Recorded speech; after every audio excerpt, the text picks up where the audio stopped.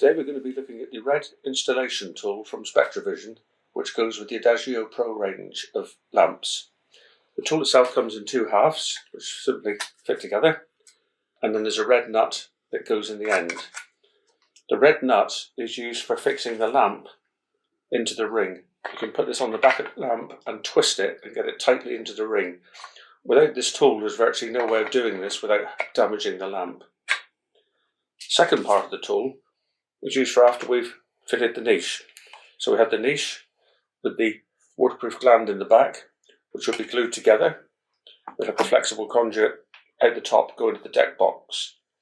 So once this is all in place and concreted in, the only way to get to the back of it is with this red tool. There's a slot in the side which goes over the flex. You then insert the tool into the front, and you can get right to the nut at the back in order to do up the nut. Without this tool, you wouldn't be able to get the waterproof seal on that gland. The